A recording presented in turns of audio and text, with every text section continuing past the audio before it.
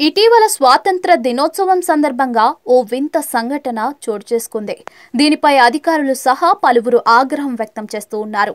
అయితే అసలేం జరిగిందంటే ఛత్తీస్గఢ్ ముంగేలి జిల్లాలో స్వాతంత్ర దినోత్సవ వేడుకల సందర్భంగా పావురాలను సభా వేదికపై ఉన్న ప్రజాప్రతినిధులు, అధికారులు ఎగురవేశారు.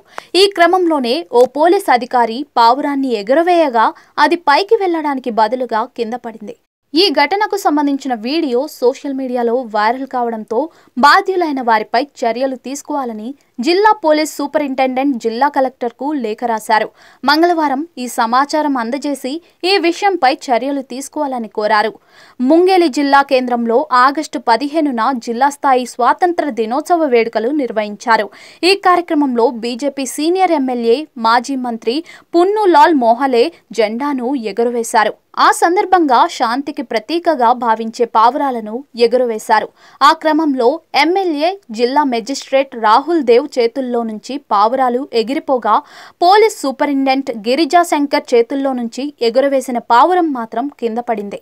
అదే సమయంలో కార్యక్రమానికి హాజరైన వ్యక్తులు ఈ సంఘటనకు సంబంధించిన వీడియో తీసి సోషల్ మీడియాలో పోస్ట్ చేశారు.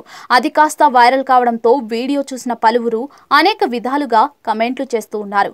చనిపోయిన పావురాన్ని ఎగురవేశారా అని ప్రశ్నిస్తూ ఉన్నారు.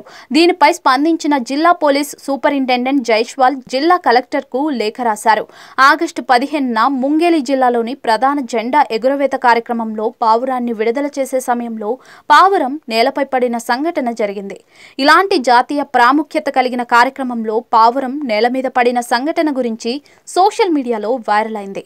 జిల్లా స్థాయిలో జరిగే ప్రధాన జెండా ఆవిష్కరణ కార్యక్రమంలో అనారోగ్యంతో ఉన్న పావురానికి ఎగురవేసే అవకాశం కల్పించారు. అందుకే ఇలా జరిగిందని తెలిపారు. అయితే పావురం చనిపోయిందనడంలో నిజం లేదని తెలిపారు.